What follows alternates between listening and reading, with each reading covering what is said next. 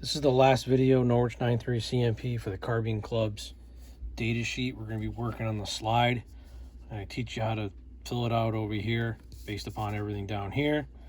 We're going to talk about the cam areas, the op rod spring guides, and the tips. I did talk about that in the receiver, kind of related. We're going to talk about the cam cuts area. We're going to talk about the distance between where the cam is actually turned and it's placed in battery, not a battery, compared to the slide stop hole. We're talking about marks, where you can find them, obviously the color, the slide stops early and late, and obviously if there's something different on here, put an asterisk next to it and flip it over and write down what you have going on for better information.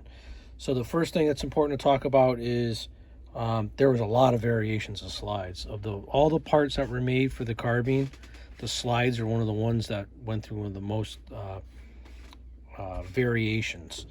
So the first one we're talking about is the cam cut, and we're going to talk about early, which is basically this is a right angle here compared to the arm. This is the arm, this is the cam area. It's a 90-degree angle. That's early, so that would be annotated as an E as the first character.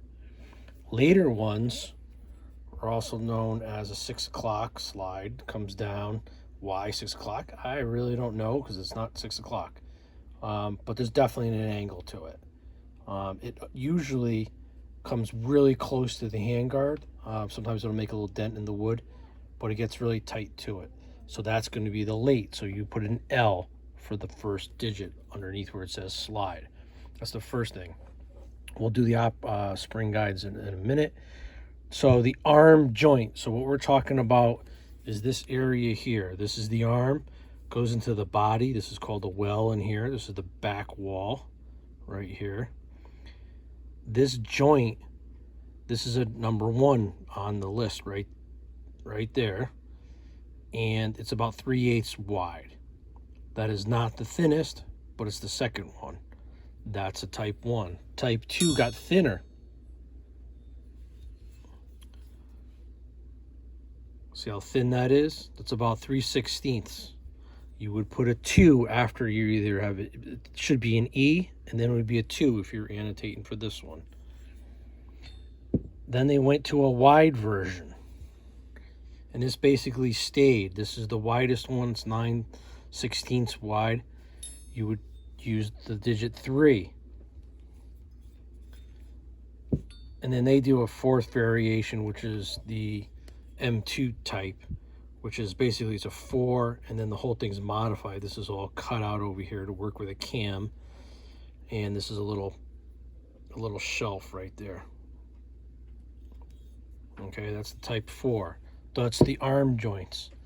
Now, and we're going to do the back. We're going to talk about how this is full round, so the semicircle comes up really high. This one doesn't. So a full round looks like this. See how it comes around and all the way up to the very top? That's a full round. That would be a number 5. This is a partial round. See how it's flattened off right there? You can see a little step. That's a 6. And then just about anything else thereafter is a flat box across. Flat in the top, flat in the back. And the last thing we're going to talk about is this internal cam cut. The bolt rides in here. This angle right here is where it gives its twist to come out of battery and pull it backwards. What we're talking about is the top portion of this. It's either flat or it's got a heart-shaped cut. They say V-notch. I call it a heart. So this happens to be an extremely early Winchester. This top right there is flat. Might help if I focus for you, huh? Yeah, there you go. Is flat as compared to a heart-shaped. That's the difference. Early, later. But when I say early, I mean extremely early. If it's flat, use an 8. If it's a V or a heart shape, use a 9. The bottom of the, what they're talking about is this area that rides on top of the receiver. There we go. This area here is where the cutout is for the bolt to lay into. And I think I got one handy. Yes, I do. The bolt rides in here, and that angle makes it twist. They're talking about the distance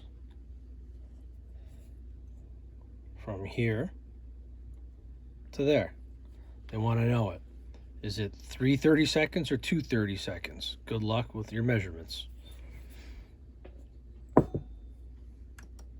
Now, marks. So I pulled out a couple of very unique ones in some regards to show you there's locations of marks all over the place on these.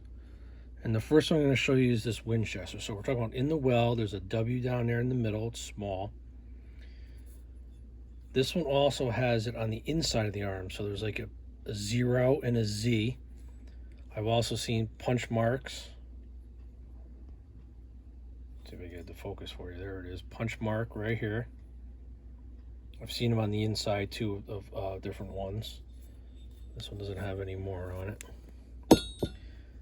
This Underwood, this is where they put the flaming bomb. This flaming bomb, I'm gonna orientate it the right way for you, is orientated like this on the rear bevel of, I had talked about in the receiver area. About that same size bomb would be right there in the middle. So that bomb is found on the slide, found obviously on their barrels. It's found on the receiver. It's usually found on the trigger housings.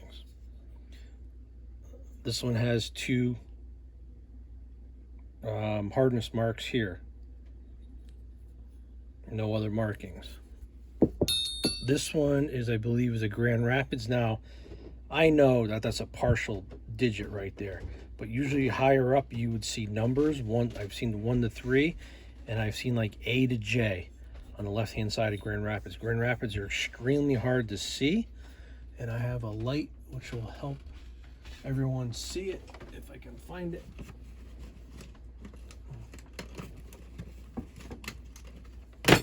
Yeah.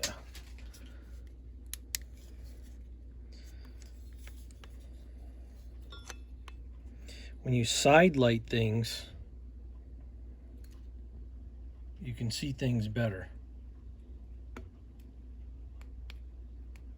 Right there, S prime, G prime. That's where it is. Sometimes they're really hard to see because of the swirling marks. Just be careful.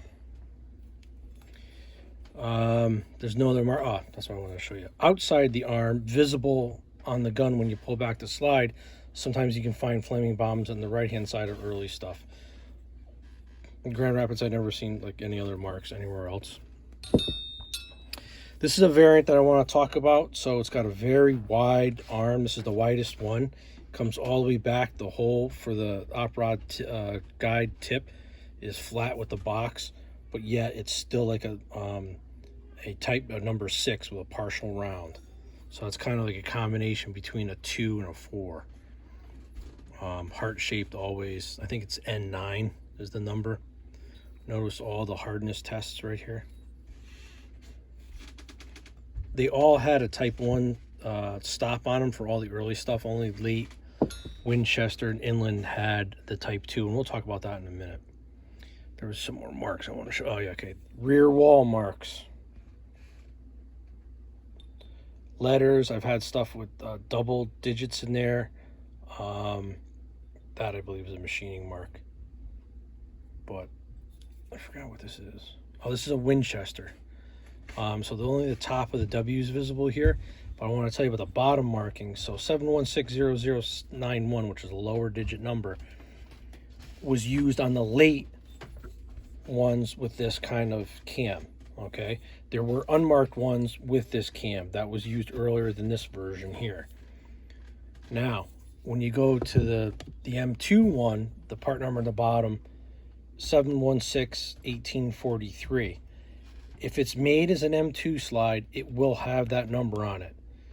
They have modified slides. The Koreans added weld to earlier slides and cut them out, but it'll have a square notch here. M2 made by USGI specs in the United States was 7161843. Okay, this one also has a W on the side also. PI underlined inside. I never seen any marks here at all. All right, color, it's the same. Gray, green, green, gray, black. You can talk about the percentage of finish. I just want to show you this one here. So this one's got 2 marks on it for this Winchester, plus a punch mark. And this one I pulled out for what reason? Oh, okay.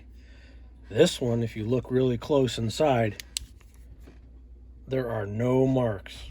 And I know it's a Winchester because I got the full round here, but I got an O on the inside and the flat cut. That's how I know it was Winchester made. And a punch mark right there. So sometimes they're unmarked. The really, really early stuff for Winchesters unmarked. And if you look at the slide stop, this one's in the white, which it's like the only one I have like that, but it's the way it came, so it's the way it's going to stay. Up in the top, op rod guide tips, flat and pointed. This is the end that goes into the slide.